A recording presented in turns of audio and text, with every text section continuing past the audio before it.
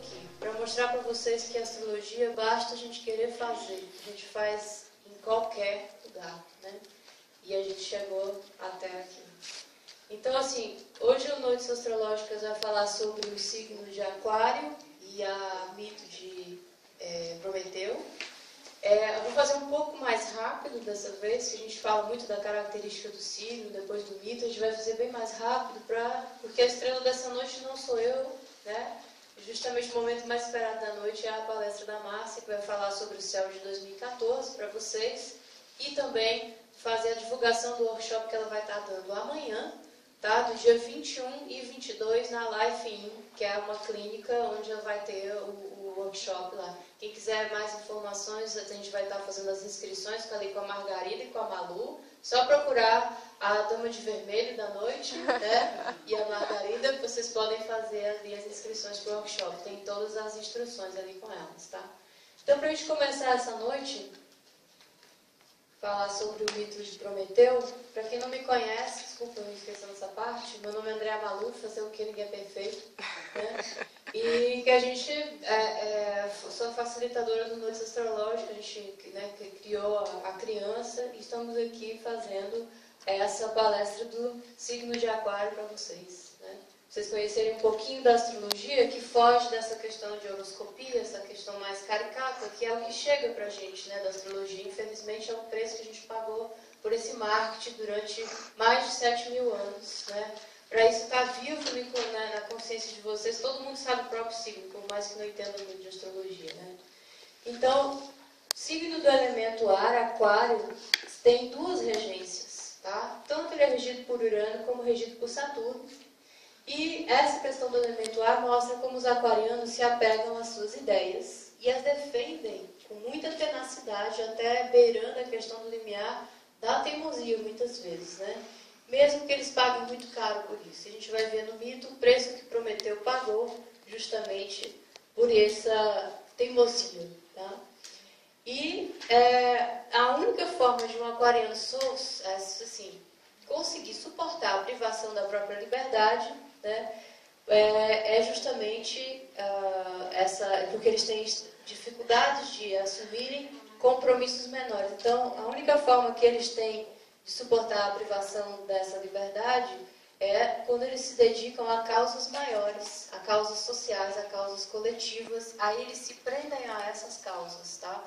E, obviamente, os íntimos vão pagar, digamos, o preço, muitas vezes, da ausência, né, porque ele se dedica mais a causas sociais do que aos compromissos de relacionamento, família. Isso é muito forte da personalidade de Aquário, né?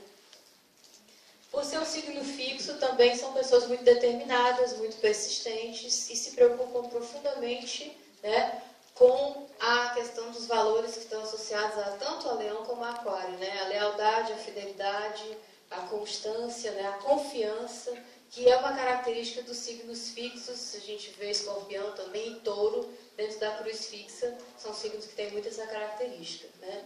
Então, eles são a questão da resistência, né, e da teimosia está relacionada às ideias, porque é um signo do elemento ar que está relacionado ao mental. Tá? Então, vou só acelerar aqui um pouquinho, gente. Essa tábua simbólica, ela é muito bonita. Ela mostra Ganímedes, né, que é o aguadeiro aqui do signo de Aquário, dispersando o seu saber, né, o servidor do néctar aos deuses.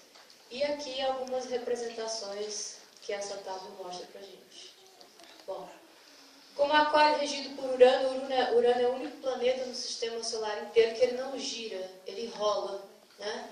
E justamente mostra um pouco da excentricidade das pessoas que são de Aquário, porque elas são diferentes do que a maioria, são singulares em relação ao restante, e a regência desse planeta é que dá essa peculiaridade, dessa singularidade, né? E corrigidos por Saturno também, tá? Que Saturno confere a habilidade que o móvel de ideias que passa na cabeça dos aquarianos possa tomar uma forma. Se não fosse a corregência de Saturno, ficava tudo no plano das ideias e dificilmente se materializava, né? Porque Aquário é muito criativo. Então, isso é um corregente que ajuda a dar forma, a concretizar, materializar. Saturno fala da robustez de todas as estruturas, daquilo que você consegue estruturar no plano físico. Então, falar um pouco rapidamente de astrologia médica para vocês. Quais são as doenças que são mais prevalentes ou podem acontecer nas pessoas de Aquário, tá? Mas isso eu quero deixar claro que o signo é 10% do mapa, que teria que ter uma abordagem completa do mapa como um todo para a gente poder chegar a isso. Mas, em geral, como o Aquário rege panturrilha, tornozelo, tíbia, fíbula, articulações ligadas a essa região, a coordenação motora, a microcirculação, todas as patologias ligadas a essas áreas, né, estão relacionadas muitas vezes à regência de Aquário. O sistema nervoso, o córtex motor, tá? Então a parte que responde pelos movimentos, e a gente vai ver que os transtornos ligados a movimentos, tipo o Parkinson, o próprio transtorno de déficit de atenção e hiperatividade, algumas coisas estão ligadas a essa regência, né? Que está ligado aqui aos neurônios, a bainha de mielina, né? Sistema nervoso simpático, medula, né? Então, doenças como pólio estão relacionadas, né, que é a paralisia dos movimentos. Então, a gente vai ver aqui, ó. Doenças desmielinizantes, como ela, que é a esclerose lateral amiotrófica, epilepsia, porque é uma descarga de estímulo elétrico muito forte, a pólio, cãibras, geralmente as pessoas desse signo reclamam dessa questão das varizes, tá? Ansiedade e mania estão ligadas também, e doenças do sistema circulatório, né? As isquemias, que o AVC é uma isquemia, só que em relação à parte cerebral, né? Bom, aqui a lenda de Prometeu, aquele que antevê o futuro, aquele que vê antes. O nome de Prometeu já em grego significa aquele que vê antes das coisas acontecerem, né? Então a gente vai falar um pouquinho para vocês dessa história do Prometeu, que ele era descendente dos primeiros titãs, tá? E ele, o significado do nome, como eu falei para vocês, significa previdente. Tinha um irmão gêmeo, que era o Epimeteu, aquele que a ficha só caía depois, né? Depois que as coisas aconteciam. Então, o Aquário tem essa coisa do Prometeu, né? De ser um signo de vanguarda, que enxerga primeiro as coisas, que vê o futuro, que tenta trazer ele para o presente. Isso é uma característica muito forte dos aquarianos. E ele tinha outros dois irmãos, que eram Atlas e Menécio, que estavam ocupados durante 10 anos numa guerra contra Zeus, certo? Que era conhecida como Revolta dos Titãs, ou Fúria dos Titãs. Vocês já devem ter visto vários filmes com esse título, né? Os arquétipos mitológicos são imortais. Então Prometeu ali nessa guerra dos 10 anos, ele ficou neutro, convenceu o irmão Epimeteu a ficar neutro também, né? E como recompensa, Prometeu ganha um acesso livre, né? Tipo um green card ao Olimpo, né? Então ele ganha isso. Mas no fundo, nessa guerra, ele acaba ficando neutro, mas ele guarda um ressentimento, né, contra Zeus, um grande rancor, porque ele destruiu a raça dos titãs. Tá? Então, em cima disso, Prometeu tentava se vingar dos deuses, favorecendo aos homens sempre que ele podia. Certo? Então, isso a gente vê nos aquarianos, porque é um signo que sempre faz a escolha pela tribo, pelo grupo, né, pelos amigos, as pessoas com quem ele está se identificando e que tem os mesmos ideais que ele defende. Né? Então, é um signo que representa o arquétipo da amizade. A gente vê as pessoas de Aquário, elas, às vezes, entre o namorado ou a namorada e o amigo, ele escolhe o grupo, né, os amigos. E sempre pessoas que partilham dos mesmos ideais. Então, os íntimos, nessas horas, é que pagam o preço, né, dessa questão da personalidade aquariana ser mais ligada ao grupo. Prometeu ele foi considerado, em algumas versões, o criador do primeiro homem, né? E ele moldou o primeiro homem em barro e colocou nele uma centelha do fogo divino, que é o que a gente chama da alma. Tá? Os homens, por terem sido criados dessa maneira, se sentiam na obrigação de oferendar a Zeus e agradecer a ele, né, por esse privilégio. E podiam usar o fogo, que até então era privilégio exclusivo dos deuses. Num dos sacrifícios, Prometeu resolveu aprontar. Né? Ele foi chamado para dividir esse boi, né, e separar em 2 partes. E no primeiro pacotinho ele colocou o filé do boi, né? Colocou as carnes, as vísceras, a melhor parte.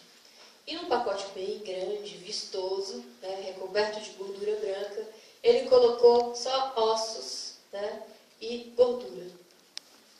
Obviamente, Zeus, como ele tinha uma coisa muito megalomaníaca, exagerada, ele escolheu, né, cravou o olho logo no pacote grande e escolheu esse pacote.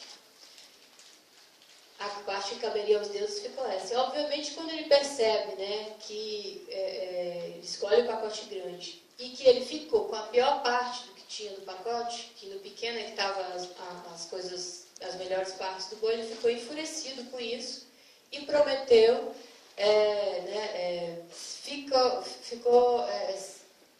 prometeu, desculpa, se vingar de Prometeu, é isso que eu quis dizer, né? Ele ficou enfurecido com ele e resolveu traçar essa vingança. Então, a primeira coisa que ele fez no castigo, o primeiro castigo de Prometeu, ele cancelou o green card que ele tinha, o livre acesso ao Olimpo, e privou os homens do fogo. E Prometeu foi condenado a viver na Terra, já que ele gostava tanto da raça humana, foi condenado a viver entre os homens. E os aquarianos, eles têm essa nítida sensação que eles caíram aqui de paraquedas, que eles não pertencem a essa dimensão, a esse planeta. Isso é uma característica que está muito ligada, né? E que eles têm uma causa para lutar e muitas vezes não têm nem consciência do que é que eles realmente têm que fazer, tá? Então, privados do fogo, os homens começam a passar frio e fome. Simbolicamente, o fogo, né, representa a razão, o livre-arbítrio e o conhecimento. Prometeu se sentindo culpado com essa situação, procura Atena e pede ajuda para poder entrar de uma forma escondida no Olimpo e roubar o fogo dos deuses, né? Roubou as sementes ígneas do carro de Hélio e leva para a terra escondida no caldo de férula, que é essa plantinha que está aqui. Então os homens recuperam a partir daí o poder do fogo e tudo que ele representava, a consciência, o livre-arbítrio e a razão, o conhecimento, né? Então, Aquário ele tem isso, a lenda de Prometeu representa esse padrão mítico, né, do trabalhador cósmico que faz tudo pelo coletivo, pelo social e que rouba o fogo sagrado para doar aos homens, né? Mesmo que ele tenha que pagar um alto preço pela sua ousadia, a gente vai ver isso aqui. Zeus ele jurou se vingar de Prometeu, como eu falei para vocês, de toda a raça humana por tabela, né? E ordenou a Hefesto que criasse uma mulher do barro. E assim Pandora, que é essa moça atraente que vocês estão vendo aqui para a época, né, foi criada e levada ao Olimpo, né, e acumulada de todos os dons. É o significado do nome Pandora, né? Por cada divindade olímpica ela ganhou um dom. Imagina como é que a mulher é terrível. De Afrodite lhe deu o poder da beleza e o poder da sedução, tá? De Hermes lhe deu a lábia, a persuasão e a mentira. A bicha era queixuda, como diz aqui no Ceará, uma mentira que vocês não conhecem lá no Rio. E os outros deuses contribuíram para torná-la irresistível, maldosa, aqui eu botei tola para não colocar outra expressão, tipo burra, né? E vaidosa, extremamente vaidosa, né? E Zeus entregou a Pandora uma caixa e enviou a ela, com caixa e tudo, como presente divino, né? Prometeu, avisou o irmão, antevendo uma cilada, advertiu Epimeteu para não aceitar nenhum presente olímpico. E nisso, Epimeteu, com todo respeito, se desculpou e devolveu a mulher com caixa e tudo, né? Obviamente, isso enfureceu a Zeus e ele deu o segundo castigo a Prometeu, né? Ordenou a Hefesto que acorrentasse Prometeu e o levasse para o alto de um pico no Cáucaso, né? E lá começa o martírio de Prometeu. Todos os dias uma águia devorava o seu fígado. Durante a noite ele sofria terrivelmente de frio e fome, mas o fígado em compensação se regenerava, né? E no dia seguinte vinha lá a águia de novo devorar o fígado e o martírio dele não tinha fim. Então Epimeteu, apavorado com o destino do irmão, obviamente ele entrou em pânico de ver aquela situação e resolveu aceitar Pandora com caixa e tudo, né? Isso foi o que aconteceu. E assim que eles casaram, ele resolveu desposar Pandora e os dois abriram essa caixa maravilhosa que ela traz na mão, né, presente de Zeus, e de lá saíram todos os males que desde então nos afligem. E agora vocês vão entender que males são esses, tá? Doenças e epidemias saíram dessa caixa, miséria, insanidade, fome, vícios, paixões e para completar o trabalho. É por isso que a gente trabalha, viu, gente? Então, Para completar mais ainda, os dois foram os primeiros a serem atingidos, óbvio, como brinde, né? E Pandora, imediatamente, quando percebeu essa interferência maligna, fechou a caixa, guardando o que tinha de melhor nela, que era a esperança, né? Então, os males se alastraram, tomando conta de todos os humanos, né? Que passaram, a partir daí, a perceber a sua condição de mortal comum. E foi então que a enganadora esperança, tá, resolveu dissuadir os homens a um suicídio coletivo. E assim estava completa a vingança maléfica de Zeus, né? Então, Prometeu era considerado pelos humanos um herói, assim é visto os aquarianos, pelas pessoas que ele ajuda coletivamente, né? A gente tem alguns aquarianos com trabalhos maravilhosos, com exemplos aqui que vê, né? A gente vê que trabalha com crianças, resgate de nutrição, tudo, a gente vê muito isso. Sempre você vê um aquariano atrás do birô, ele está pensando em algo mais. Então, Prometeu era considerado um herói pelos humanos, por dizer que ele roubou o fogo dos deuses para entregar aos homens, mas perante os deuses, Prometeu era um subversivo, um transgressor da ordem, né?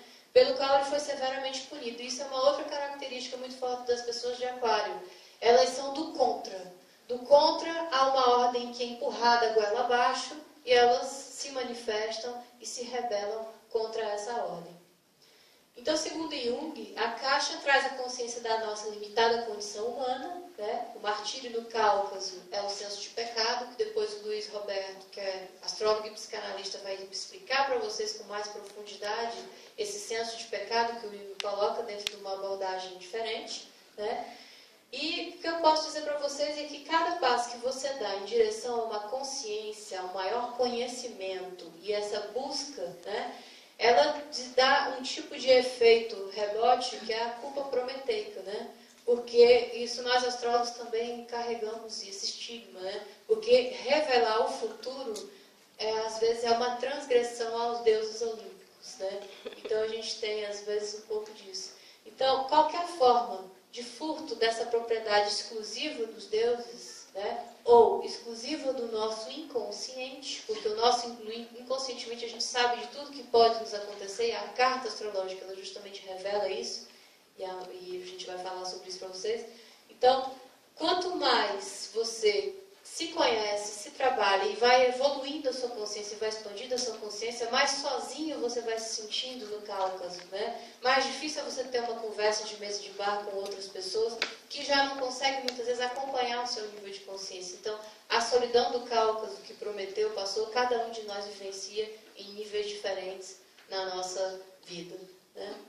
E uma vez despertos, não tem mais como a gente voltar atrás. Bom, eu agora trago a convidada especial, que é a Márcia Matos. Márcia, a Márcia é presidente do SINAGE atual, presidente do SINAGE. Seja bem-vinda, Márcia. Pela primeira vez aqui em Fortaleza, vem nos prestigiar aqui com esse presente maravilhoso. E bacharel em comunicação pela PUC, mestre em comunicação pela UFRJ, graduada em filosofia pela PUC, astróloga desde 84, consultora, conferencista, professora, escritora de vários livros, que a gente tem aqui alguns exemplares, né? Diretora da Escola Zenit de formação em astrologia, membro fundador da SAGE e atual presidente do SINAGE, como eu falei, e professora de astrologia na UCAM, que é a Universidade Cândido Mendes, em Ipanema, no Rio de Janeiro.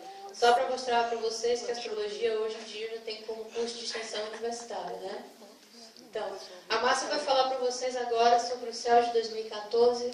Márcia, com você, as posições planetárias e os efeitos em cima para a gente no coletivo. Seja bem-vinda. Muito obrigada a vocês pela presença de vocês. Obrigada, André, que organizou com tanto carinho, com tanto empenho esse evento. E é um prazer estar aqui em Fortaleza. Antes de mais nada, eu queria fazer um link, né, com a exposição do André, que foi maravilhosa, muito bem colocada essa questão dos astrólogos, que é a questão da previsão, né?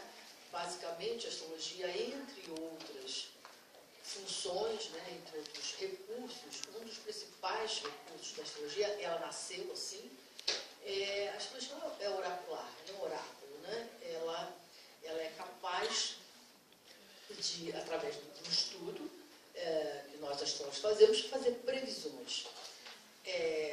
A graça toda da astrologia é essa. Existem outras funções da astrologia, como promover autoconhecimento e desenvolver potencialidades, muito bacana, mas eu acho que o espetacular da astrologia é interpretar a qualidade de um tempo.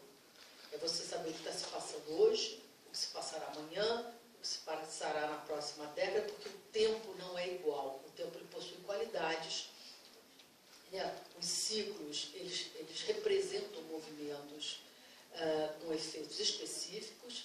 Então, quando a gente é capaz de ler, né?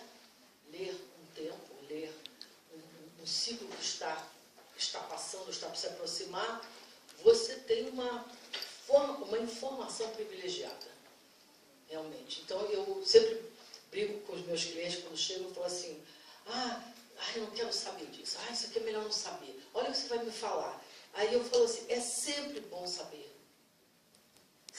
de antemão.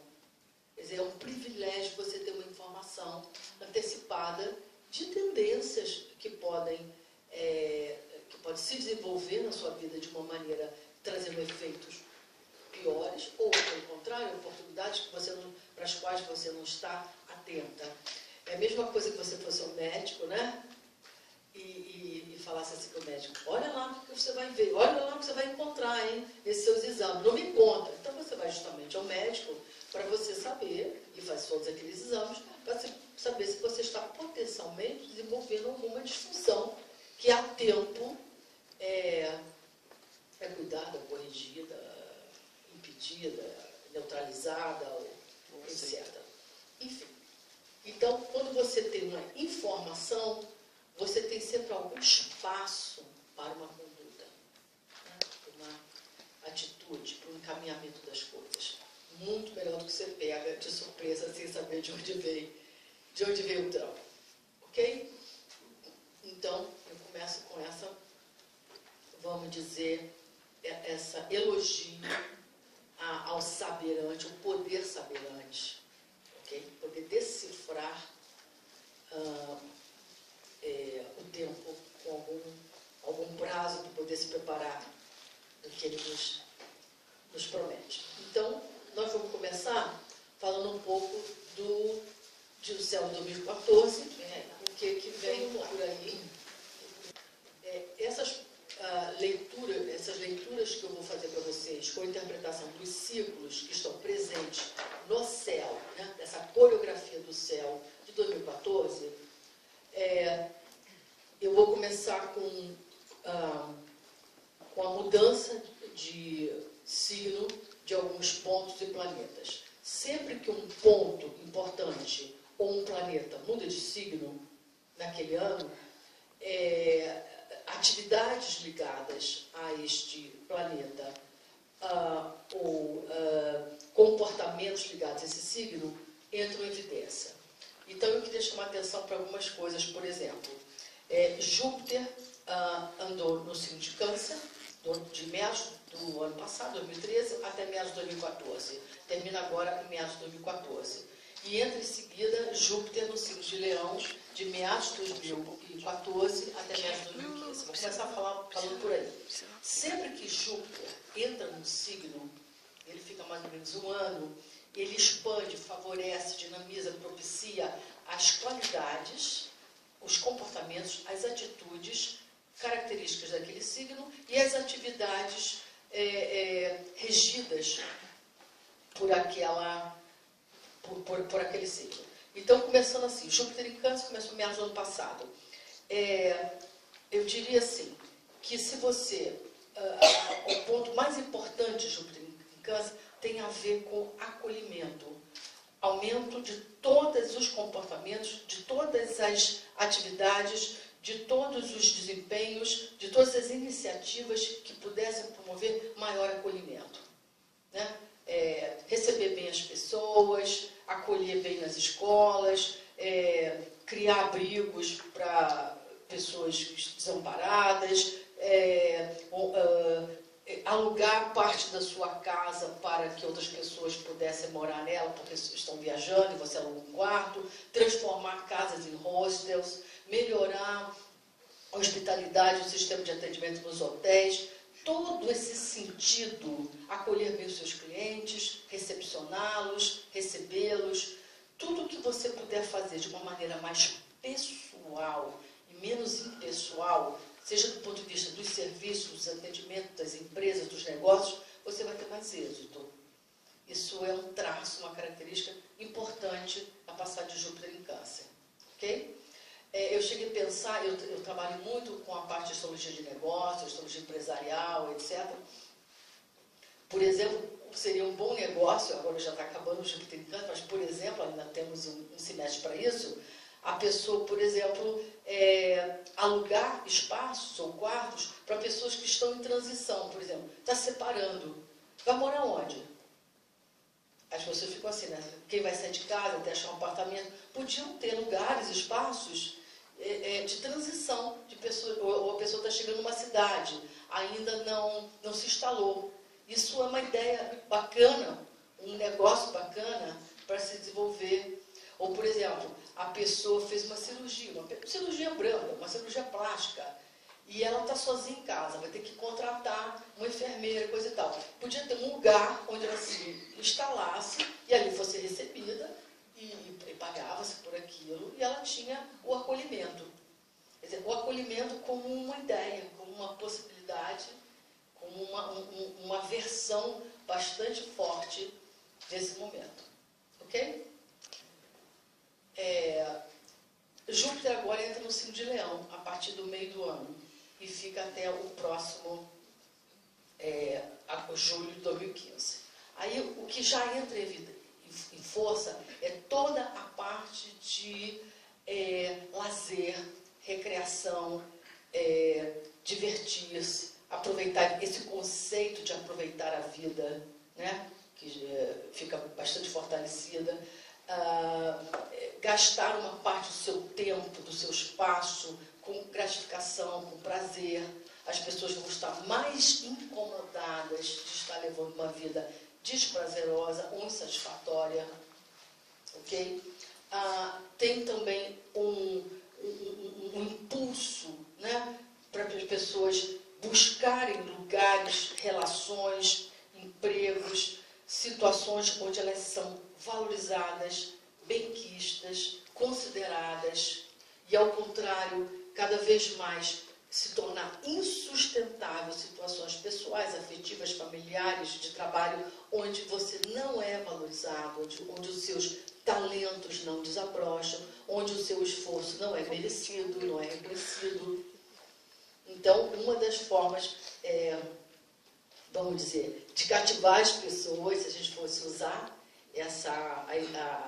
o símbolo de Júpiter e Leão, tratar muito, em geral, tratar bem as pessoas é muito bom, mas principalmente quando Júpiter e Leão, você vai ter muito mais êxito na aproximação das pessoas com esse comportamento de valorizar, elogiar, reconhecer, prestigiar e vice-versa. A mesma coisa você, se tiver situações na sua vida que você não está recebendo a atenção, o merecimento, né, que você se dá como merecida, você também vai começar a se afastar, a estranhar aquela situação.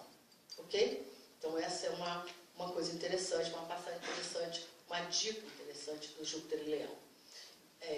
Então, se você já tem ao seu lado pessoas que estão descontentes, você tome cuidado, porque quando Júpiter estiver em Leão, elas vão estar muito descontentes de não estarem numa situação de vida mais plena, mais contente. Então, é uma coisa por aí. Então, esse mapa é o de 2014, Júpiter ainda em Câncer, depois é que ele vai entrar aqui em Leão, né? Exatamente. Esse é do equinócio, né? Isso. Ok? Ok. Outro ponto importante é o nó do norte, que estava transitando no signo de Escorpião e entra agora no signo de Libra. Isso é outra dica bastante interessante para a gente. Ele vai entrar em Libra exatamente 19 de fevereiro. Olha que interessante. Tá? E vai ficar até 13 de novembro de 2015. O nó do norte de astrologia quer dizer direção, norte. Para onde está havendo fluxo. Se eu seguir por aí, é por aí que vai dar certo, é por aí que vai andar. Quer dizer isso. Então, comportamentos, situações que estão ligadas, associadas à natureza libriana, têm muito mais desempenho do que as que não tiverem. Por exemplo, toda essa ideia, todo esse conceito de partilhar, de fazer coisas a dois, de incluir uma segunda pessoa, de fazer uma cogestão. Exemplo, uma coisa que está começando já a ficar bastante desenvolvida, a tal da guarda partilhada. Em vez de os pais se separam e depois ficam brigando quem vai ficar com o filho, que hora que vai ficar com o filho, que hora que vai apanhar o filho. Então, a coisa da guarda partilhada, que é uma coisa que está ficando cada vez mais como uma solução mais racional. Então, essa ideia de você fazer cogestão, você tem um síndico e um co-síndico, um gestor e um co-gestor, tudo que você pode dividir, né? Dividir peso, somar para ganhar força. Isso tem a ver com essa posição de nó do norte Libra. Também a ideia dos relacionamentos, de se juntar e não se separar, de conciliar e não se dispor, de buscar soluções que as duas forças, as duas partes vençam, né? Não uma em detrimento da outra. Voltar um pouco a pensar voltar a aprender a se relacionar. Quer dizer, por quê? Nós temos um contraponto nesse meio tempo, que eu queria chamar a atenção, que é a passagem de Urano em Áries.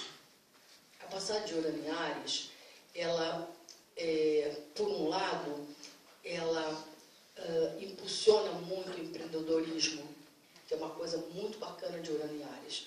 É uma ideia de que você pode inovar, criar, inventar a partir de você mesmo, a partir dos seus recursos individuais.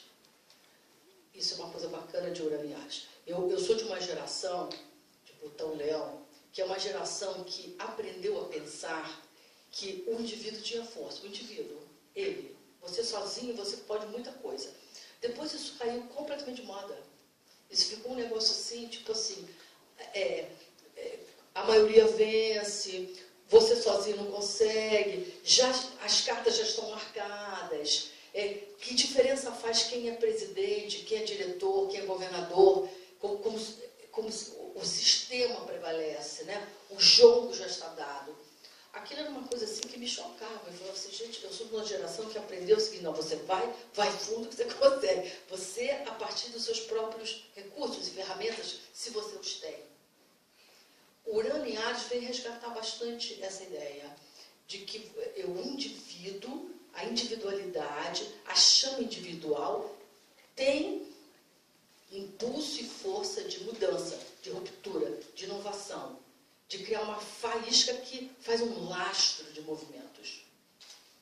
Então o pessoal fala assim, tanto faz votar na fulana, na Beltrana, tanto faz o Obama, o Maduro na Venezuela, não tanto faz. Essa ideia de Uranianos. O indivíduo, ele sozinho não pode tudo, mas ele com as características dele, ele já atrai um número de pessoas semelhantes àquilo, semelhante a ele próprio, e vai gerando um núcleo de forças. Isso é uma coisa de Urano em Áries. Mas isso em relacionamento é péssimo. Isso em relacionamento, a ideia da passagem de Urano em Áries, traz a seguinte mentalidade para as relações.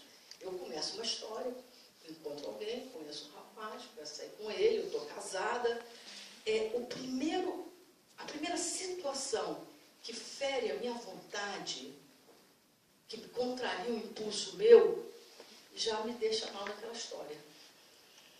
Aí entra a tal da passagem do norte em Libra, que vai ficar exatamente de fevereiro de 2014 a novembro de 2015, temos aí uns 2 anos disso, que reorienta esse sentido de buscar na relação realmente a dupla, o 2, isso para mim, isso para você, agora faz você, agora faço eu, isso te favorece, então tá bom para mim, agora é minha vez, agora você cede, agora eu concedo. Então, essa dança, né, que faz as relações funcionarem, relações amorosas, relações de parceria, relações afetivas, aquele negócio tem que ser bom para os dois, etc. E todo também a vitória da diplomacia, que também tem a ver com essa passagem do Norte em Libra. Quer dizer, você tem um impulso, né? Quer dizer, estará tendo fluxo para isso. Quer dizer, tem energia suficiente para desenvolver as coisas diplomaticamente em vez do confronto aberto. Então, isso é bastante importante, principalmente nesse momento, onde estão havendo assim, tantas demonstrações e manifestações no mundo todo. A gente vai entrar agora já nesse ponto. O mundo está em ebulição, o mundo está revolto, né? A gente assiste manifestações mundo afora, inclusive até no Brasil, movimentos sociais, movimentos de libertação, movimentos de ataque a governos autoritários, a governos opressores, ou situações opressoras. Isso começou desde a entrada dessa quadratura Plutão-Urano, que está no céu desde 2010, né? Desde 2010, e vai até 2016. Então, esses 6 anos são anos revoltos, anos rebeldes. Lembrar que essa quadratura que ocorre agora no céu, desde 2010, entre Plutão e Urano, foi uma conjunção desses 2 planetas na década de 60, né, 68, que é conhecido esse chamado Maio de 68, que o mundo entrou em efervescência, o mundo passou e teve todo um crescimento de contracultura, de movimentos libertatários, etc. E nós estamos, de uma certa maneira, revivendo essa situação de uma forma explosiva, de uma forma radical, de uma forma agressiva, de uma forma belicosa, principalmente nessas regiões, nessas áreas, onde estão havendo governos ou mais opressivos ou facções bastante excluídas, né? Então, é um movimento rico, é um movimento de reforma, mas ele tem essa cara violenta, tem essa cara explosiva, porque, na realidade, o que eu vou entrar já falando disso, o que quer dizer o Plutão quadrado Urano? É o seguinte: Plutão, poder, dominação, imposição. Urano responde rebeldia, contra, indisposição, liberdade. Então, para cada situação opressiva, um movimento de libertação na mesma força, com a mesma fúria. São deuses da mudança e são deuses raivosos. Então, a gente assiste até no Brasil, que não é um país com tradição de manifestação popular, manifestação de contrária, né? A gente tem até uma população, um povo bastante pouco raivoso, né? Vamos dizer assim, mas a gente começou no ano passado, surpreendentemente, espalhou para o Brasil todo esses focos, né, de indignação, insatisfação, de forças se expressando. Ok? Muito bem. Então, o que é interessante esse nó do norte em Libra, neste momento de tanta convulsão, né? de tanta faísca ser tão explosivo, de tanta turbulência? O nó do norte em Libra é sempre a proposta de uma saída diplomática e de uma saída de conversa com a outra parte, com a contraparte. Não pode ter vitória de um pensamento único.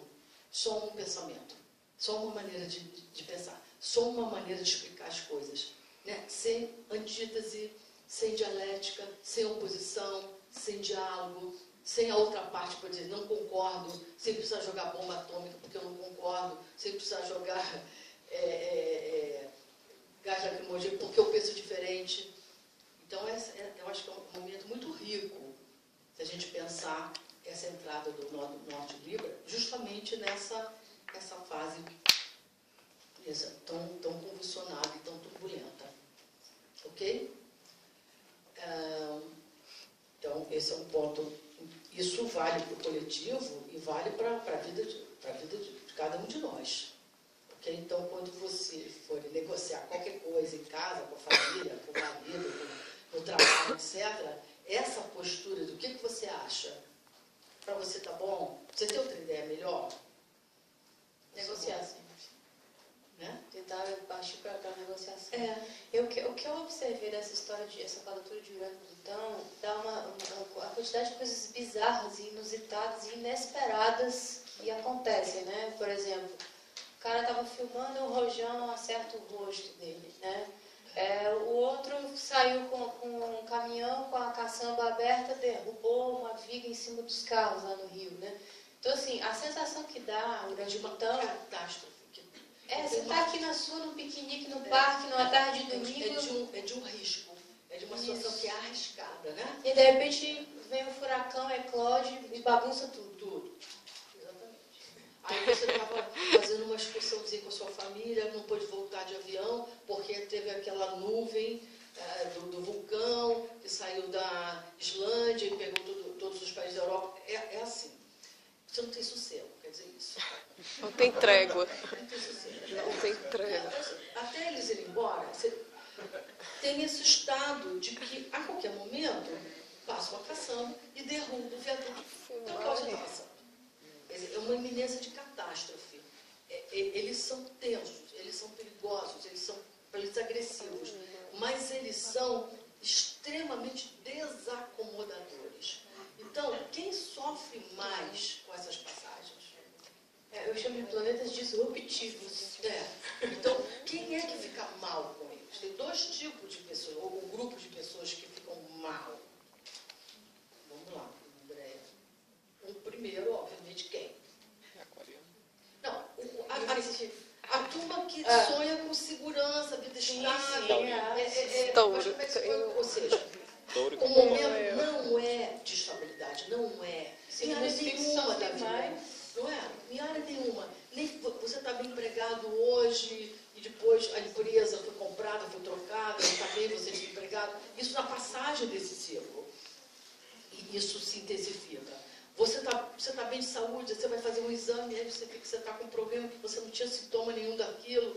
Então, eles são indicadores de momentos onde o grau de imprevisibilidade e risco está ampliado. Ok? Então, essas pessoas são, esse grupo de pessoas são as que sofrem mais com isso. Tem uma outra turma de pavio curto também sofre, porque, aliás, eu diria que esse tempo, né, quando esses planetas estiverem juntos, eu tenho uma sensação assim de que você tem uma energia de todo mundo meio à flor da pele, né, meio à flor da pele. Então você tem que se dirigir ao outro de maneira delicada. Você tem que dar desculpa, esbarrei sem querer, puxa, não tinha te visto, esse lugar era seu, eu nem tinha visto. Por aí. Porque se você tem uma atitude confrontativa, a resposta é violenta. Isso está no ar, no céu.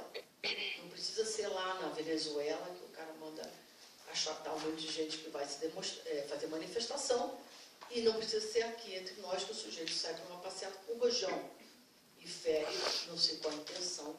Até agora isso também encoberto. Certo? Você tem razão, peça desculpa. Pede desculpa. Já começa, se não havia notado.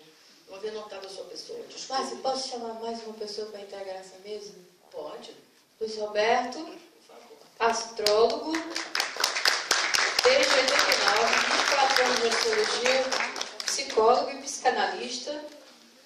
vem compor aqui a mesa, que eu chamei para ele dar as opiniões dele, que o Luiz tem cada opinião assim fantástica, como um bom capricorniano. Estava ali me coçando. Participa aqui da nossa Estava aqui me coçando e eu queria ir pensar num grupo que está sofrendo toda a vida, Márcia, que é o grupo que está no poder, né? Sim. Né? Porque se vai haver mudanças, estão havendo mudanças, esse grupo ele fica numa condição instável. Perfeito. E aí, qual é a atitude? Vamos lá.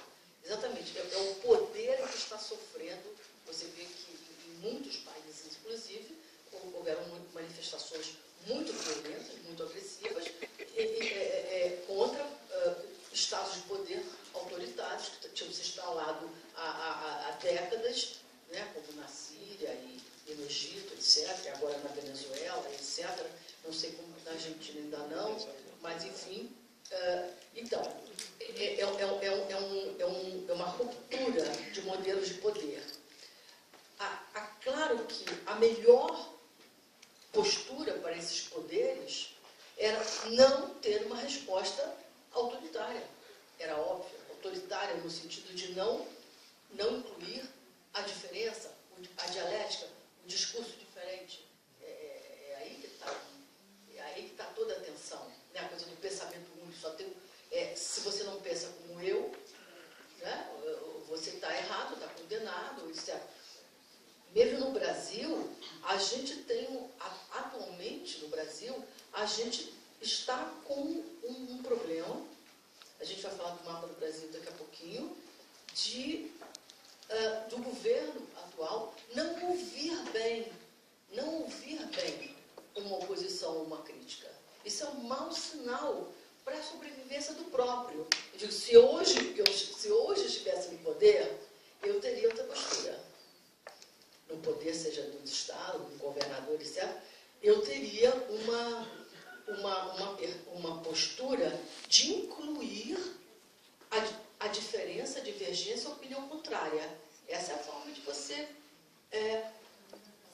exatamente, permanecer, né, ou sobreviver numa situação de poder. Agora, toda vez que você é criticado, fica parecendo que é intriga da oposição, né? Quer dizer, você não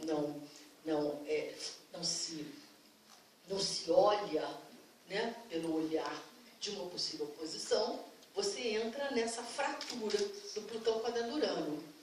E no mapa do Brasil acontece uma coisa, está acontecendo uma coisa bem grave no Brasil.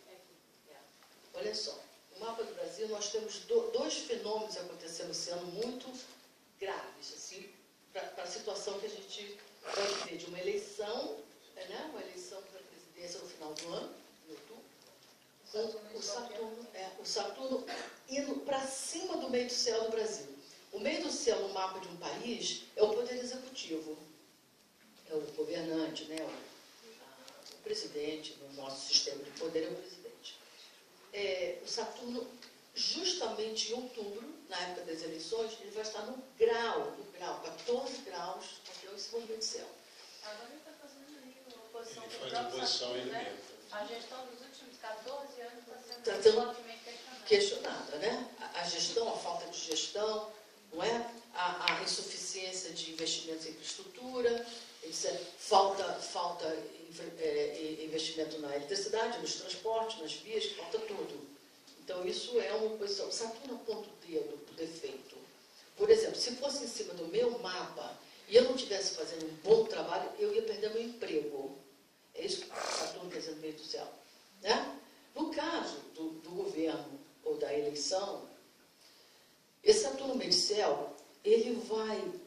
Essa próxima eleição, ela vai ser baseada ou avaliada por feitos, pelo estado de condução do país.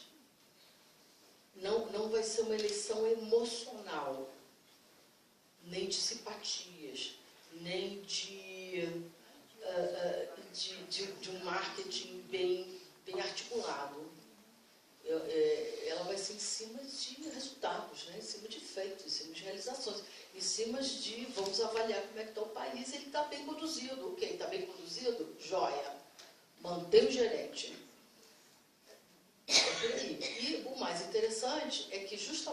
última passagem de Saturno Medicel do Brasil aconteceu nas diretas já. Então, acredito. Exatamente. Né? Quando o modelo, né, da ditadura, o sistema da ditadura caiu e a gente partiu para um governo primeiro de Tancredo Neves, então uma eleição direta, não teve direta já, uma eleição direta, e depois acabou, infelizmente ele sobreviveu, caindo nas mãos do senhor que continua aí. E o ciclo anterior também foi a Era Vargas, né? O suicídio de Vargas Também foi ali. Então você vê que isso fala de encerramento, de processos que saturam, que chega o tempo deles, satura. E bem na época das eleições para presidência e governador, etc., no Brasil. Então, acho que vai ser um período bem interessante e não acredito que seja, mesmo que o governo, né, atual se mantenha, né, seja reeleito, não será com essa margem de vantagem que está sendo anunciado com 70% de aceitação. Acho que vai ser um páreo bem duro, bem disputado, de segundo turno e disputado. Para ter reeleição, vão ter que mostrar serviço. E a gente poderia dizer que é um perfil técnico do próximo presidente ou político? Eu acho que é gestão, né? Saturno sempre fala de gestão. É a palavra, inclusive, da moda hoje em dia. Mas é assim, que tenha soluções, realmente, soluções de competência, né? Tem a ver com competência, com dar conta, etc. Não acho que tem a ver com carisma, não acho que tem a ver com simpatia, essa coisa toda. Se bem que eu tenho aqui uma boa notícia, que é o seguinte: o Saturno está entrando na casa, está passando pela casa 9 do Brasil, né? E foi, de qualquer maneira, nessa passagem do Saturno na casa 9, que houve o julgamento do mensalão. Contudo que isso foi, vamos dizer, conturbado, e as penas foram pequenas, e uns não cumpriram, e outros conseguiram levantar a vaquinha para pagar junto, tudo que foi, vamos dizer, conseguido pelas partes que foram julgadas, né? De qualquer maneira, houve uma condução, Saturno de casa 9, houve uma condução do Poder Judiciário que concluiu um julgamento raro, histórico no Brasil. Primeira vez que a gente conseguiu condenar político. Condenou político. Então, esse é um Saturno de 9. Agora emenda para 10, que está ligado ao poder público e ao dirigente, ao presidente, etc. Então, eu acho que tem aí um rito de passagem duro nessas eleições de outubro. E a outra coisa simpática é que a Casa 4 representa a oposição, aquele que não está no poder, né? A oposição. E na época das eleições, o Júpiter, o Touro na Casa 4. Vênus está ali na Casa 7 do Brasil. Na época das eleições, Júpiter vai estar em cima dessa Vênus, em outubro também. Acreditando eu que isso dá uma expansão, um vigor, um arrojo, um fôlego para figuras da oposição. Eu acho que dá um crescimento significativo para quem estiver representando uma oposição mais bem... Eu posso fazer uma pergunta brasileira? E a Copa? A Copa vai bem. Olha, temos dois problemas aqui em relação à Copa. Olha só. Antes de entrar na Copa, nós estamos passando por uma coisa muito difícil, que é o Netuno quadrado Júpiter e Lua na Casa 4 do Brasil. Tá? Ok? Então, isso quer dizer o seguinte. Vamos lá. Não vai ter Copa. Tudo que é feito grandiosamente num ciclo desse, dá errado. Se fosse um cliente meu, eu diria assim, olha só, faz aos pouquinhos, faz uma coisa menor, faz um casamento menor. Toda vez que você tem um Netuno quadrado de Júpiter,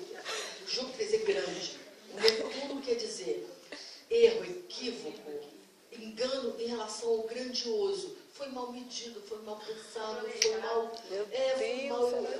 Está equivocado, não tem essa... Mas me permite, mas essa é fácil de acertar. Mas é fácil de acertar. Ainda por cima está dito astrologicamente. Então, não tem erro, né? Então... Aliás, só tem erro. Só tem erro, só que tem a gente erro. fez com o Júpiter passando pela quinta em Câncer. Não, eu acredito que esse Júpiter nasceu em Câncer, eu acredito que a performance do país, do ponto de vista do jogo, vai ser boa. Digo, esportista, do ponto de vista de esporte, vai. Vão jogar bem, vão jogar bacana, eu acho que vão ter desempenhos, inclusive como se trata de casa 5, vão aparecer 1 ou 2 jogadores com desempenhos assim espetaculares, estrelares, tá? Ok? Cada 5 dá show, né? Dá show. Agora, o problema é que essa base, essas construções, essas edificações, se não caírem, já é uma alegria. Não fica pronto de menos. O problema é como vai ficar. Eu não vou um jogo. A segunda coisa, esses mega projetos todos, do pré-sal, do pré-tudo, também é complicado sobre esta influência, porque sempre a coisa grandiosa, ao pé da letra quer dizer isso, o grandioso está mal visto, mal equacionado, mal pensado, mal avaliado, né? Ok? A outra coisa... Não é que o diga, né? Eu ia te falar exatamente, isso aí foi o exemplo exatamente da dissolução, né, do desmanchamento de megas eventos ou de megas fortunas, como foi o caso, inclusive, do Ike. E tem mais um outro ponto que vale a pena a gente mencionar, que é o Netuno quadrado Júpiter, na casa 4. O Brasil vem vivendo o Brasil como um todo, uma supervalorização imobiliária na maior parte das cidades brasileiras, né? O Rio de Janeiro é o absurdo dos absurdos, mas a maior parte das cidades... O Rio de Janeiro, lembrar que o Rio de Janeiro é pisciano. Né? É pisciano. Ele está com o Netuno todo por ali. Então, eu também não sei se essa valorização imobiliária que levou, né, os preços de moradia a patamares talvez nunca alcançados, se sustente, porque a Casa 4 é ligada à parte de imóvel. Então, eu não sei se esses valores, eles correspondem realmente ao preço de mercado que finalmente eles vão ficar. Você acha que poderia criar uma bolha imobiliária como teve a bolha americana? E ela estoura dentro do próprio ciclo do Netuno. Ela se desmonta. Então, pessoas que estão pensando em vender imóveis valiosos, vendam. Mas comprar não. Vendam porque o preço está fora da curva. Para comprar alguma coisa muito valiosa agora, você corre o risco de ter uma desvalorização adiante. Eu não sei como é que está aqui no Ceará, em Fortaleza, a mesma coisa. No Rio de Janeiro, Brasília, é um negócio assim, fora de completamente irreal. Ok? E a outra situação é o Netuno quadrado Júpiter também, e Netuno quadrado Lua, né? A gente tem uma conjunção Júpiter-Lua. A casa 4 é ligada ao povo, né? A casa 10, os governantes, né? E a casa 4, o povo. Então, essa quadratura. Então, eu acho que o povo está tendo, vamos dizer, as desilusões, as decepções, os desencantamentos, percebendo que a gente não estava vivendo no país que estava sendo anunciado para nós, né? Até 2 anos atrás parecia que a gente estava vivendo em Orlando. Mas a gente começou a ver de 2 anos para cá a taxa de inflação subindo, os preços muito altos, infraestrutura sem investimento. Então começa a haver todo um desmoronamento de um sonho de que a gente estava chegando lá onde a gente, com o bom ascendente aquário, né, que o Brasil tem, que a gente estava realmente fazendo mudanças para um futuro realmente mais promissor. Mas começou a entrar muita água nesse sonho e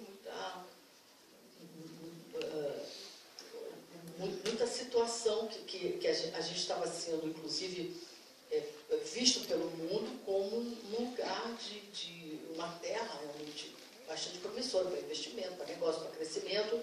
Aí começamos a ter uns crescimentozinhos de 1%, agora parece que vai ser 1%, 2%, 3%, um bíbio pequeno, que tem a ver também com essa quadratura dentro do Júpiter, que é dissolução da expansão, enfraquecimento do que ia ser grande. Então, a gente está ainda com um crescimento bem pequeno, bem insignificante para esse próximo ano. É como se caísse as máscaras. Caíssem as máscaras. Ok? Isso é basicamente o que a gente pode esperar para o Brasil. Mas fala um pouquinho da auditoria fiscal na vida íntima de Saturno e Escorpião e sobre o teu workshop, né? Que agora é um bom momento com esse Netuno, com esse nodo entrando em Libra para fazer a negociação da crise que estourou, né? Então, exatamente. Essa passagem do nodo do Norte Libra é uma passagem que favorece os relacionamentos. Para quem se predispuser a se relacionar, a se encontrar seus pares, se encontrar suas caras metades, se melhorar as relações que já existem, ou reformular os seus casamentos, seus namoros, suas parcerias de uma maneira mais, inclusive, elegante, como convém o signo de Libra, né? Eu estou fazendo um workshop aqui em Fortaleza, apresentando, a André está organizando, sexta-feira, amanhã à noite, sábado o dia inteiro, sobre relacionamento, é o mapa do relacionamento. Porque, na realidade, quando você levanta um mapa natal de uma pessoa, você pode tematizar ele. Você pode fazer o mapa da saúde, você pode fazer o mapa financeiro, você pode fazer o mapa de relacionamento, você pode fazer o mapa profissional. Quer dizer, você pode encontrar todos os indicadores no mapa que apontam para características, forma de viver aquela área da vida e também a destinação. O que o destino, né, trouxe para você como forma de se relacionar como indicador de relacionamento. Então, ali nesse workshop, eu vou apresentar, para quem vier o workshop, a gente vai levantar o mapa natal de cada um e a gente vai ver quais são os indicadores de relacionamento. Quer dizer, como eu amo, como eu me sinto amada, a quem eu me vinculo, o que me nutre, o que me desnutre, o que me erotiza, o que me deserotiza, o que me aproxima, o que mantém uma relação funcionando para mim. Quais são pré-requisitos que sem isso não dá nem para começar a partida. Que lugares, que circunstâncias, tem até lugar certo para encontrar as pessoas. Está no mapa. A gente não encontra as pessoas em qualquer lugar, não. Tem um lugar certo para encontrar. As circunstâncias, a oportunidade e também o momento, né? Dependendo do momento que você está, você pode estar num momento de encontro, você pode estar num momento mais de afastamento e pode estar, inclusive, num momento crítico, de rupturas, de rompimentos ou de riscos de rompimento, se não forem feitas as mudanças, as inovações e as alterações necessárias. Ok? As inscrições, gente, para quem tiver interesse, elas vão estar sendo feitas ali fora, tá? A Márcia também vai estar dando autógrafos, né, do livro da Lua. Quem quiser os exemplares, eu acho melhor correr, né, contra o tempo, porque tá quase esgotadas as vendas do livro da Lua, que é o mapeamento do céu 2014. Todas essas previsões que a gente fez estão no livro, no início do livro, e tem uma parte que vamos ler o dia de hoje, André. Vamos. Dá para leigo? O dia de hoje é por dia a dia. Mas quem não entende nada consegue entender nada. Isso é muito leigo. É para leigo. Então, cada dia tem um humor dele. Cada dia tem um vento energético. Se vocês prestarem atenção, um dia não é igual ao outro. É impressionante. Tem dia que está tudo errado, cara. Você sabe fazer um monte de coisa, não faz nada. E no dia seguinte, de manhã, já começa a dar certo. Aí você fala, o que aconteceu? Nada, foi a Lua que mudou-se de um lugar para outro. Quer dizer, o astro que realmente se move com muita velocidade é a Lua. Às vezes volta mais longe. De manhã para de tarde. De manhã está horrível, de tarde já estava bacana. Foi a Lua que saiu de uma posição para outra, de manhã e de tarde. Então, no dia, a cada dia eu descrevo como é que está o céu do dia, a partir das posições da Lua, e qual é o astral do dia, e quais são as atividades ou comportamentos compatíveis com aquele dia. E Então, às vezes, com a diferença de um dia, a gente não escolhe um momento melhor para ter uma conversa difícil com o filho, puxar a orelha do filho, ter aquela conversa de relacionamento, ou dar aquela paquerada bacana em que você está querendo seduzir, e por aí fora. Então, tem dia para tudo. Depois, se auto-mutuar antes de fazer uma DR, é bom olhar o livro, né? Então... E aí, o dia de hoje, eu vou encerrar lendo para vocês, antes do Luiz nos Hoje tem uma coisa interessante aqui, que a Lua está em Escorpião e o Sol entrou em Peixe conjunto com Netuno, né? Isso. Muita emoção. Muita emoção. Olha aqui. A Lua está em Escorpião. Privacidade é algo para ser levado a sério. Respeite os limites, os seus e dos outros. As pessoas se sentem mais facilmente ofendidas e estão mais lentas para perdoar. Aí nós temos agora na parte da noite, a hora que começou o nosso evento, a Lua trígono Júpiter, positividade é tônica no final da tarde e da noite de hoje. Esse estado de espírito é ponte que liga mentes em sintonia e favorece o aparecimento de boas oportunidades. E mais para de noite, bom momento para reconciliações. Se há algo que queira dizer, a hora é essa. Abra seu coração e expresse os seus mais profundos sentimentos. Com certeza, dominará com a alma lavada. Assistiu de Lua Plutão. Então, gente, se rolou uma DR, aproveite para fazer as partes agora no fim do dia.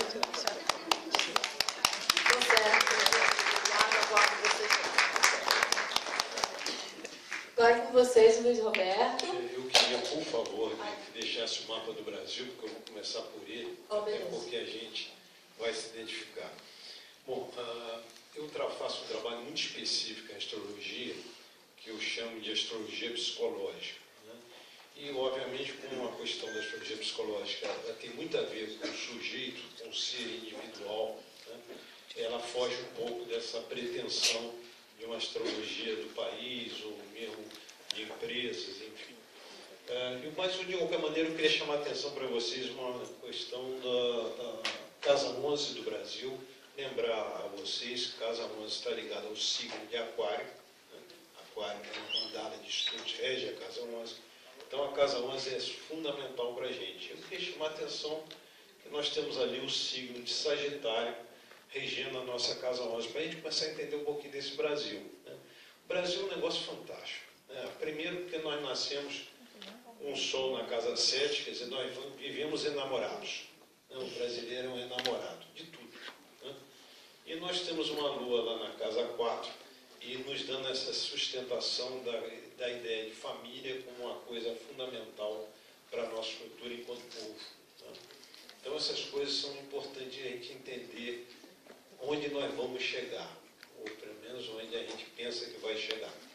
Eu queria que você entrasse com a minha apresentação agora, que eu chamei a atenção do Sagitário lá para a Casa 11, para a gente poder pensar um pouquinho nesse Brasilzão da gente, e como é que a gente está e como é que a gente vai. Tem algumas coisas que a Márcia é uma especialista, né, na nossa astrologia. Eu, às vezes, fico olhando para esse mapa do Brasil meio como apenas um estudioso da coisa. E eu, às vezes, me incomoda um pouco, Márcia, assim, de eu olhar esse touro lá na Casa 4. Eu sempre, quando olho para o touro na Casa 4, eu penso no Bolsa Família. O touro está sempre ligado a dinheiro, né? E a minha Casa 4, família. Né? Bolsa Família. Então, eu vou ser franco com vocês, eu ainda acho que vai ter um pouquinho de fôlego esse governo que está aí, tá? E eu estou, na verdade, esperando esse sol progressado do Brasil passar em cima do Plutão.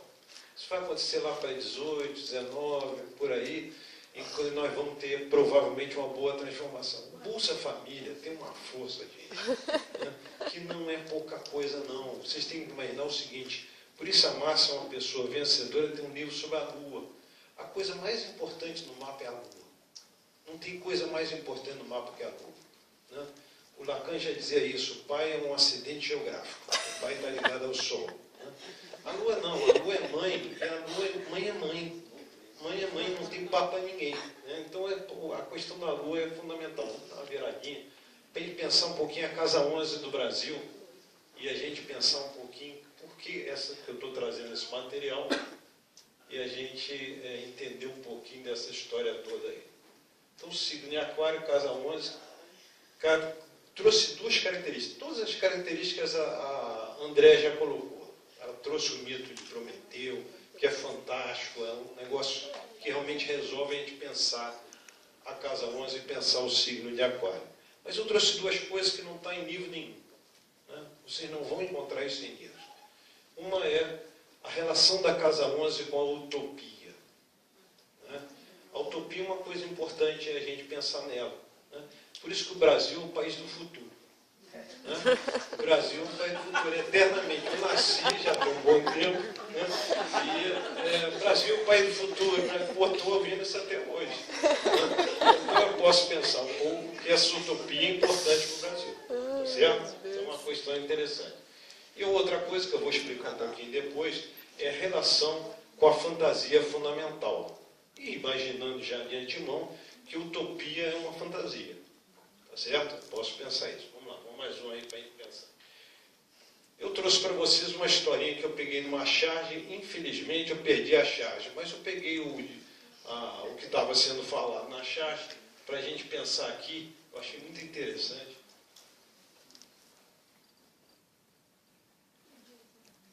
Uma menininha na charge, uma menininha pequenininha, você vê a charge da menininha, o pai, a gente só viu os pés, as pernas dele, né, porque o cara era grandão. Né?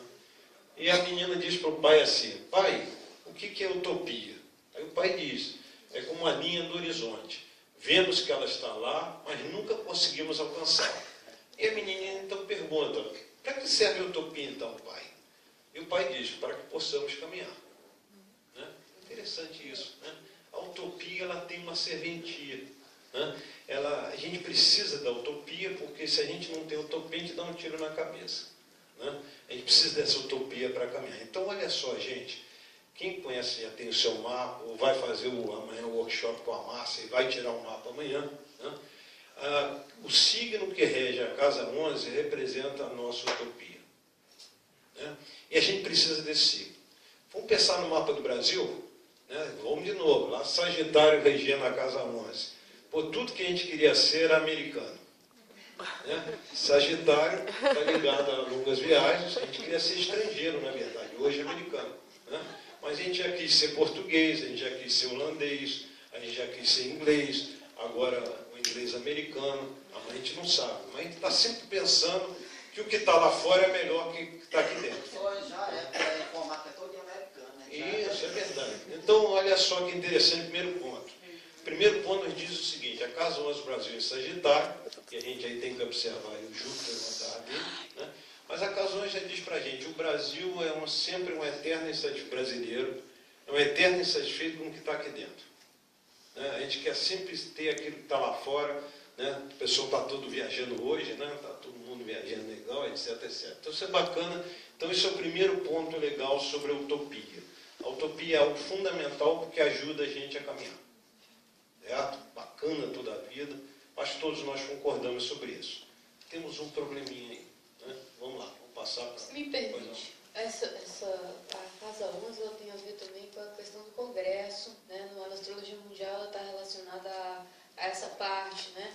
E aí Júpiter ali a gente consegue entender porque que eles sempre colocam o teto salarial lá para cima. Né? Foram liberados agora os são muitos, inúmeros cargos, inúmeros... né? Legal. Mas é isso mesmo, gente, nem nada de errado com isso. Se vocês olharem lá para trás, isso é desde o tempo de Dom João. Né? Desde Dom João, que a coisa está a mesma coisa. E não vamos ter nenhuma esperança que vai mudar. O remédio amargo é o Black Bloc. Não, esses Black Box são tranquilos, gente tranquila. Dá uma viradinha, vamos pensar um pouquinho, gente, na questão da utopia. Por que ela tem o lado positivo? Porque ela ajuda a gente a caminhar. Né? Mas ela tem um lado problemático. Olha só, gente, vamos pensar um pouquinho aqui, aí eu vou trazer um pouquinho de psicanálise para a gente aqui pensar. Lógico que eu vou tentar mastigar bem para a gente poder resolver isso. O que acontece com o bebê quando o bebê nasce? Né? O bebê nasce e ele é colocado diante de uma seguinte questão. Ele vai mamar, né? Ele vai mamar e aquilo dá um prazer a ele fantástico. Né? Um negócio extremamente prazeroso. A mamãe está disponível para ele, ele vai mamar e vai ficar extremamente prazeroso. Só que a mamãe não está ali 24 horas por dia. Né? Ela tem hora que o neném tem vontade de mamar, a mamãe não está ali. Aí o que acontece? Ele sente esse primeiro momento como um momento de desprazer. Né? Então ele tem dois momentos fundamentais nesse início. Um momento de prazer, um momento de desprazer. Isso vale para mamar, isso vale para sentir frio, isso vale para uma série de outras coisas. Muito bem. Só que o seguinte, ele mamou a primeira vez, ele sentiu um prazer fantástico. Ótimo. Dizem, né, que o prazer de mamar a primeira vez é parecido com o prazer de fumar a primeira vez o crack. Por isso que o crack é tão difícil de resolver. Bom, vamos lá.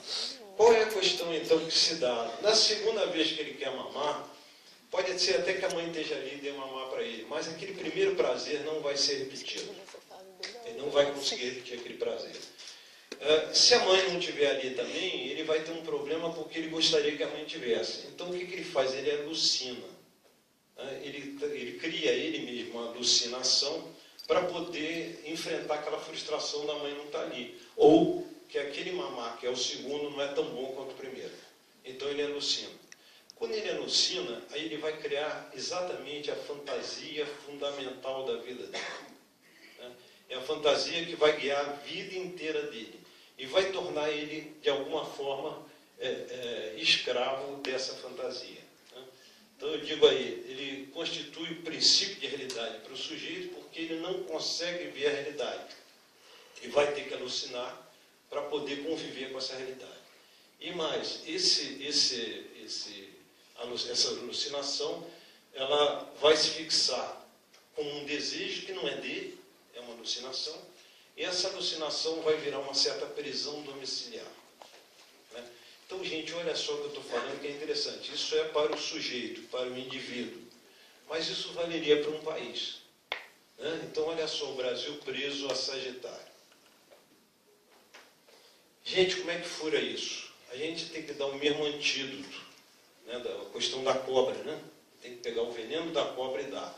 Você só vai furar isso com uma condição. E eu fico preocupado, Márcia e Andréia, porque a gente não tem nenhum programa partidário a esse antídoto. Esse antídoto é simples e não é no discurso. Nós temos que ter um programa de educação para os brasileiros. É verdade. Essa é a questão. Né? Sagitário é fogo, conhecimento. Nós temos que ter um programa de educação. Nós não temos nenhum político brasileiro que tenha seriamente um programa de educação para o Brasil.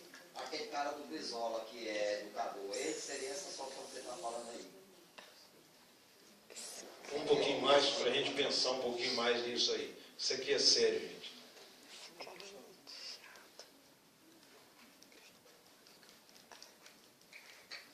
Na verdade, a Casa 11, ela fornece para a gente uma fantasia de completude. É um momento extremamente narcísico para todos nós. Nós vamos lembrar de Urano, né? Urano foi castrado. Né? Na verdade, dentro de nós, psiquicamente, tem sempre a fantasia que nós somos deuses. Nós não abrimos mão de ser deuses. Nós não abrimos mão de ser completos. A travessia da fantasia, que é o que se propõe na psicanálise, né? É a travessia que vai restituir o sujeito ao seu desejo. Vamos lembrar, a Casa 11, regida por Urano, tem no sua oposição o Sol, na Casa 5. Então, como é que a gente sai disso, gente? Individualmente. Depois o Brasil a gente pensa daqui a pouquinho. Como é que a gente sai disso? A gente sai disso por vários caminhos. Mas um deles é a arte. Né? A gente tem que, a nossa juventude hoje, ela está muito complicada nisso, no sentido de busca de saídas. Né? Tem alguma coisa? Tem. Mas a grande maioria está alienada. A grande maioria está alienada por quê? Porque esse lugar de Casa 11, vamos lembrar o elemento ar, né? Na verdade a Casa 11 tem um buraco ali. Ar é ar, dá para pegar. Nós temos um buraco ali fornecido por quem? Pela castração de Urano. Né? Então ficamos com a fantasia que somos completos, quando na verdade não somos completos. Então, música, escrita, arte de uma forma geral, mas serve também, por exemplo, a questão dos esportes, né? É uma boa saída. Para o Brasil,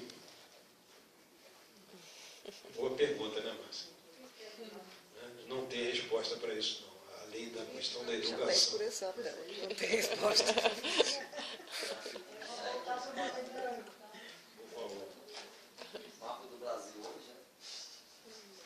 Então, gente, eu me proponho sempre na astrologia psicológica uma possibilidade de reflexão. Eu acho que a coisa mais importante que a astrologia me deu foi a possibilidade de refletir. Ela até me dá caminhos, mas eu acho que a coisa mais fantástica que nós temos no mundo é a surpresa. Da gente poder se reinventar, da gente poder se repensar, até porque culturalmente todas as culturas se mudam, não ficam estáticas. Então a gente repensar. E esse conhecimento, por exemplo, o workshop da Márcia, com certeza, ele vai pensar, vai ajudar a gente nesse autoconhecimento, nesse repensar de cada um. Porque não tenham dúvidas, a saída sempre é de cada um.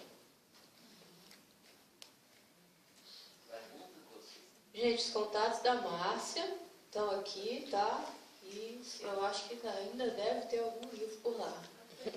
Pode sim, claro. Agora isso passa para vocês.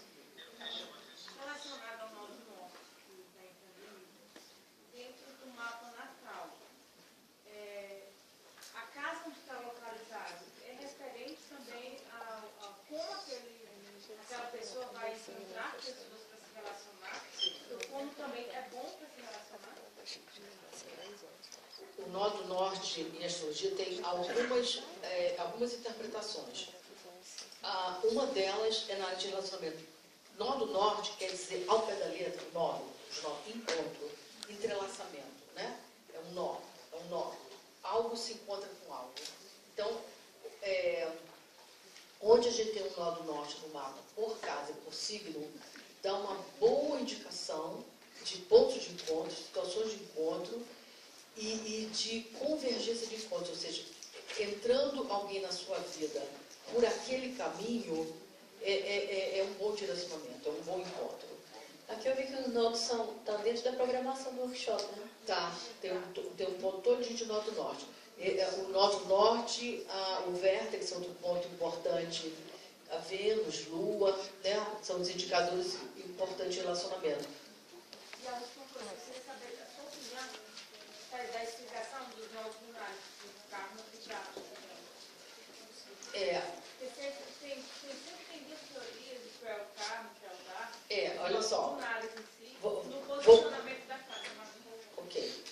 Vamos dizer assim, tirando vamos tirar essa nomenclatura do karma e dharma, vai ficar mais simples para vocês entenderem.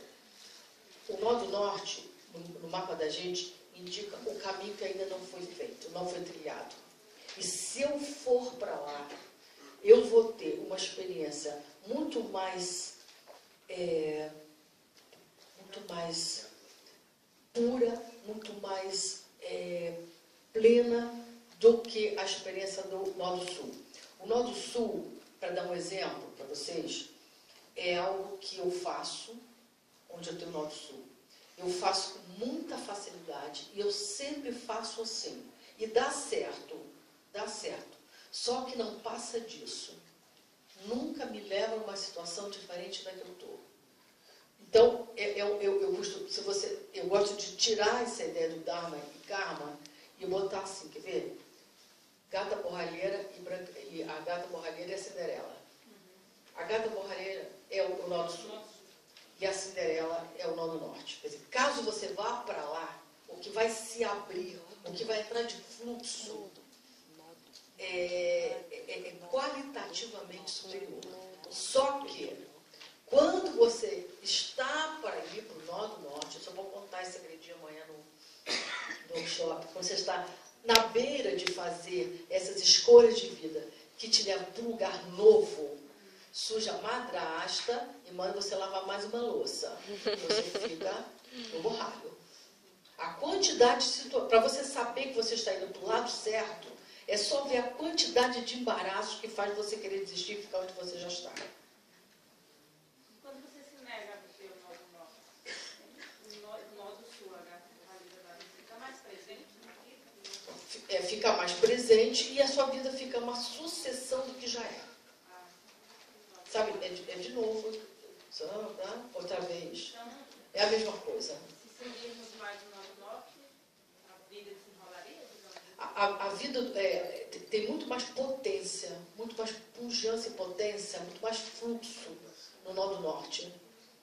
Aos 37 anos, isso O retorno do Nodo Norte, que se dá a cada 19 anos. Cada 19 anos ele volta ao seu ponto original. E o interessante é que a partir dos 40 e poucos anos, o Nodo Sul começa a dar errado. Ele dá muito certo. Você pode viver aquela sua vida repetindo igualzinho, dá muito certo até os 40 e poucos anos. Depois ele começa a dar errado. Errado que você faz e não funciona mais. Não, porque é uma energia de saturação. Então não se renova mais. Aí começa a não funcionar essa forma de fazer. Muito um simbolismo do cachorro correndo atrás da própria cauda. Né? Exatamente. Como? Aí você teria depois. Aí a ideia é sempre. Aí você começa a usar os mesmos recursos, ou os mesmos comportamentos, e eles não, por exemplo, eu para fazer amigos novos sempre faço isso. Você começa a fazer isso e não tem mais amigos novos. Começa a não dar mais certo. A fórmula se esgota. É por aí. Muito obrigada. Ok. Mais uma pergunta. Assim, não sei se é uma pergunta, mas talvez seria legal a gente ouvir sua fala também. Eu achei muito interessante quando você colocou o aspecto, a importância do Urano-Plutão, mas trouxe uma explanação disso mais a nível externo, a nível mundial. Mas, assim, eu vejo também a força, né, que às vezes a gente deixa de perceber por serem dois planetas, né, trans, o poder que essa força também tem a nível pessoal e para as mudanças. E aí eu trago essa observação, até porque aqui pelas coisas que foram colocadas, isso fica muito a nível do trágico, do desafio. Não se usou nem essa palavra desafio, que é até uma palavra que eu até gosto mais de usar do que difícil, do que aterrorizante, né? Mas, assim, a força, o poder que essa energia também provoca a nível pessoal, trazendo transformações muito importantes na vida das pessoas. Então, eu vejo que o poder, né? Porque é poder mesmo. A energia de Plutão traz um poder. Um poder de mudança de hábito, um poder de largar um vício, um poder de romper com coisas que a pessoa tinha até ali. Então, são duas energias muito fortes que vêm arrebentando internamente e abrindo caminhos para a mudança. Então, assim, eu acho legal a gente trazer esse enfoque também, porque às vezes quando a gente vê a astrologia vista muito fora, parece que ela é uma coisa distante da gente. E que, na verdade, essas mudanças externas, elas estão acontecendo dentro da gente e a gente não se toca, né? Principalmente as pessoas nascidas nos 2 primeiros decanatos dos signos de Câncer, Áries, Libra e Capricórnio estão especialmente sob essas influências, essas pressões de mudança que o Plutão e o Urano é uma coisa grave. Que você leve tanto tempo para poder elaborar. Você, de repente, é colocada numa situação que você tem que se posicionar de outra forma. Se reinventar para ontem. Se reinventar para ontem. E descobre uma força que nem tinha. A força vem do Plutão. Para fazer essa... E agora, é sempre de uma forma assim, turbulenta. Não é nunca uma coisa que você estava preparada para aquilo, ou tinha recursos adicionais, ou já tinha uma estratégia. É sempre essa coisa que o barraco desaba, né? E você não vai construir ele na mesma piradeira. Essa que se o barraco desabar na vida de qualquer um de nós, em qualquer aspecto da vida, reconstrua ele em outra geografia. Essa que é que a mudança é sempre mais radical, etc. E não esperar justamente a dificuldade, a gente está falando quais são as pessoas que sofrem com essas passagens. São as pessoas ou acomodadas, ou que buscam estabilidade, etc. E principalmente as pessoas que estão assim esperando isso passar. Isso não passa. Isso é que você colocou bem. Não, isso vai passar e aí vai ficar como era. Não, vai passar e virou outra coisa. Então, as pessoas mais inventivas, mais criativas, mais inovadoras, mais desafiadoras, são as pessoas que se saem, inclusive que descobrem oportunidades interessantes de vida nesse momento. Mas há que ter, né? Há que ter essa envergadura. Há que saber dialogar com esses deuses, porque as pessoas me perguntam assim, e quando é que isso vai passar? Como se vai passar e vai ficar tudo igual? Não, né? Então, não vai passar.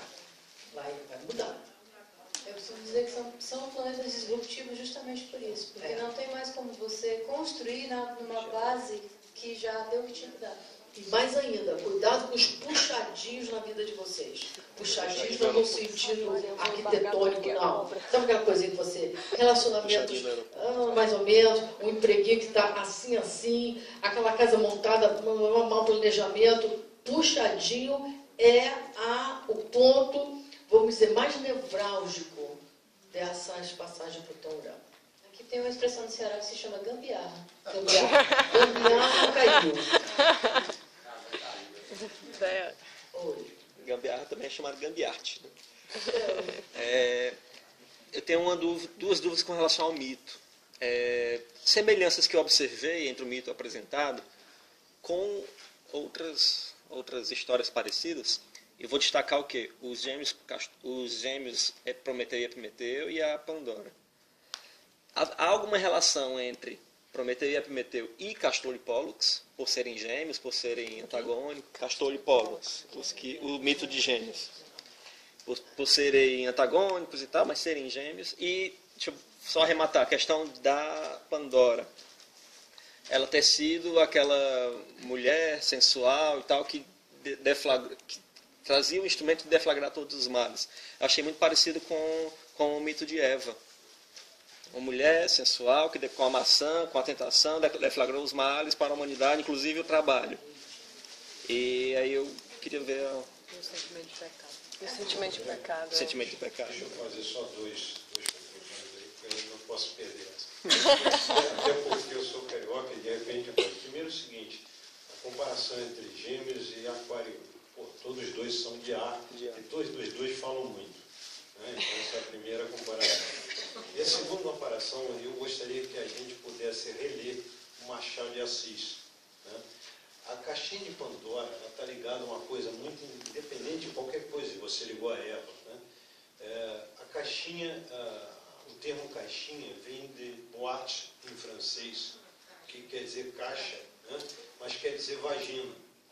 Então, na verdade, quando a gente fala caixinha de Pandora, nós estamos falando de qualquer mulher. Tá certo? Seja Eva, seja quem for. Então, na verdade, o que o mito brinca, né, é que foi entregue aos irmãos uma mulher. Ela trouxe todos os males. Como assim? Ela trouxe todos os males? Inclusive a esperança. Né? E é bacana essa ideia, porque o grego quer dizer o seguinte, quando ele fala inclusive a esperança, inclusive filho. Porque o filho é uma esperança. O professor Junito Bonandão, lá da PUC do Rio de Janeiro, foi que me deu essas dicas muito preciosas. Até a questão dos gêmeos, né? Castor e Pólux, do mesmo jeito, Epimeteu e Prometeu eram completamente opostos, né? Do mesmo jeito que Pólux era o sensível e Castor o brigão, Epimeteu, aquele que a ficha só caía depois, Prometeu, que via as coisas, né? Ver antes, se precaver daquilo que a gente não quer que aconteça, fazer acontecer o que nos interessa, né? Prometeu tinha essa coisa em astrologia, como é regida por Urano, né? Por Aquário. O papel de nós, astrólogos, é muitas vezes ver antes para fazer justamente com que vocês consigam se precaver do que vocês não querem que aconteça e fazer acontecer o que interessa, que é otimizar o seu tempo, né? A Márcia, eu peguei essa frase sua, eu achei fantástica, a forma como você escreveu, assim, e até se você quiser complementar aí com a questão da previsão e da pergunta dele, depois.